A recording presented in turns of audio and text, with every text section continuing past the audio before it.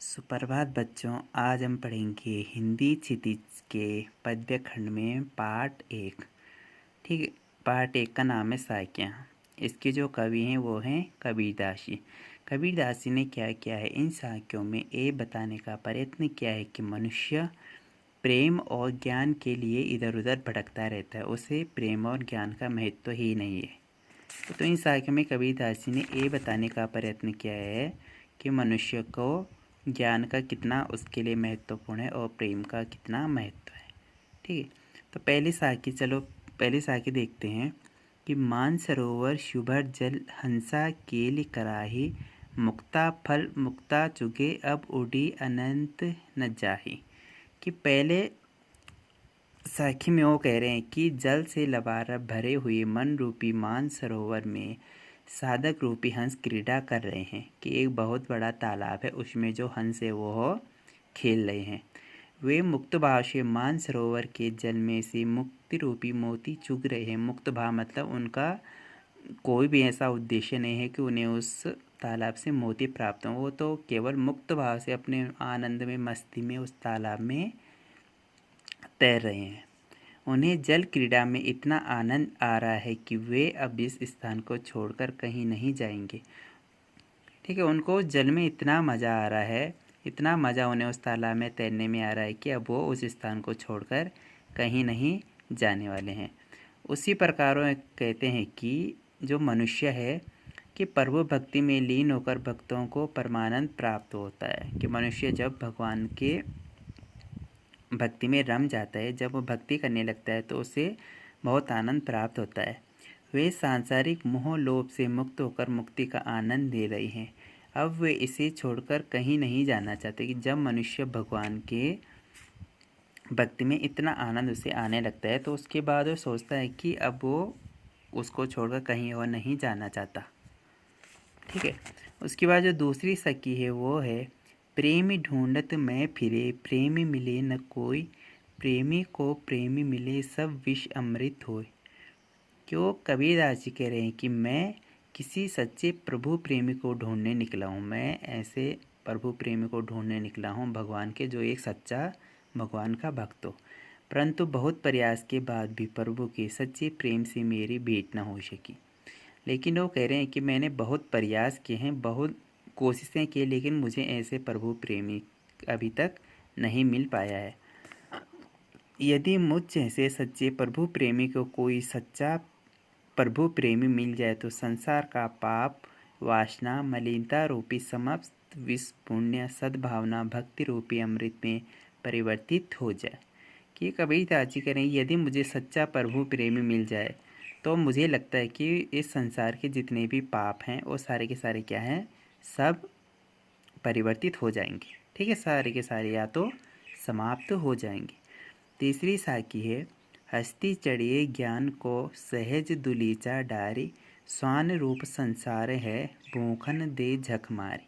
कि कबीरदास जी साधकों को कहते हैं कि जो भगवान के भक्त हैं उनको कहते हैं कि हे साधकों, तुम ज्ञान रूपी हाथी पर सहज समाधि रूपी आसन बिछाकर निश्चिंतता से चढ़े चलो। यह संसार तो उस कुत्ते के समान है जो हाथी को चलता देखकर व्यर्थी भौंकता रहता है। क्यों कहते हैं कि अगर तुम भगवान की भक्ति करोगे तो लोग तो वैसे भी तुम्हारे लिए कुछ ना कुछ कहेंगे, इसलिए तुम लोगों को ध्यान में न रखकर अपनी जो तुम भक्ति करे उसमें लीन होकर के करते रहो। ये संसार तो ऐसा है कि जैसे कुत्ता रहता है, जैसे वो हाथी को देख कर ही फालतू में भौंकता रहता है, व्यर्थी भौंकता रहता है। ठीक है। तो वो कह रहे हैं कि प्रभु प्रेमी या साधकों को दुनिया की निंदा की चिंता के बिना साधना के पथ पर निर्भय होकर बढ़ते चलना चाहिए। कि उन्हें दुनिया की कोई परवाह न करते हुए कि लोग हमारे लिए क्या कह रहे हैं क्या नहीं कह रहे हैं, वो उन्हें केवल भगवान की भक्ति में लीन होकर के अपने रास्ते पर चलना चाहिए। कुत्ते के भौंकने से हाथी का कभी कुछ नहीं बिगड़ा। अर्थात दुनिया वाले की निंदा और उपहास से तुम अप्रभावित ही रहो और साधना पथ पर आगे बढ़ते रहो। कि लोग तो कुछ भी कहें उसकी चिंता तो मत करो। ठीक है। क्योंकि वो तुम्हें हमारा कुछ नहीं बिगाड़ सकती। तुम्हें क्या करना है, अपने जो तुम सच्चे मन से भगवान की भक्ति कर रहे हो उसी के हिसाब से तुम्हें अपने रास्ते पे आगे बढ़ना है। ठीक। उसके बाद जो चौथी साखी है वो है पखापखी के कारणे सब जग रहा भुलान, निरपक होई के हरि भजे सोई संत सुजान। कि कबीरदास जी कहते हैं कि आज सारा संसार ईश्वर के निर्गुण सगुण स्वरूप अथवा उसके अस्तित्व अनस्तित्व के पक्ष विपक्ष के विवाद में पड़कर उसको भूला हुआ है। कि मनुष्य आज क्या कर रहा है, कोई कहता है कि संसार में भगवान है, कोई कहता है कि नहीं है। इसी उलझन में मनुष्य क्या कर रहा है, भगवान को बोलता जा रहा है। अतः लोग ईश्वर के स्वरूप आदि के संबंध में तर्क वितर्क के चक्रों में पड़कर ईश्वर को भक्ति करने के मुख्य उद्देश्य से भटक गए हैं। सच्चा संत वही है जो निष्पक्ष होकर अर्थात निर्गुण सगुण के विवाद में न पड़कर केवल प्रभु का भजन करता है। क्यों कहते हैं कि सच्चा भक्त, क्या सच्चा भगवान का भक्त वही है जो क्या करें, जो बिल्कुल भी पक्ष मतलब भगवान के अस्तित्व का बारे में नहीं सोचे कि भगवान है या नहीं है, जो केवल क्या है, एक मन करके, एक उद्देश्य करके, एक लक्ष्य करके कि मुझे भगवान की भक्ति करनी है तो करनी है, वही क्या है, ईश्वर का सच्चा भक्त है। ठीक है, अगला है पाँचवीं सखी, हिंदू मुआ राम कही, मुसलमान खुदाई, कहे कबीर सो जीवता, जो दुहु के निकट न जाए। कि कबीरदास जी कहते हैं कि हिंदू तो राम नाम और मुसलमान खुदा खुदा की रट लगाते मर गए। जो हिंदू हैं वो राम राम और मुसलमान खुदा खुदा की रट लगाते मर गए हैं, परंतु ईश्वर भक्ति को कोई न समझ सका। लेकिन वो दोनों अभी भी भगवान को नहीं समझ सकें कि भगवान क्या है। ठीक है, अतः इनका जीवन व्यर्थ ही रहा और दोनों में से कोई भी उस ईश्वर को प्राप्त न कर सका। और ये दोनों क्या हैं, हिंदू और मुसलमान इसी भ्रम में रहे कि भगवान है कि नहीं है। इसी कारण ये दोनों उस भगवान को प्राप्त नहीं कर पाए।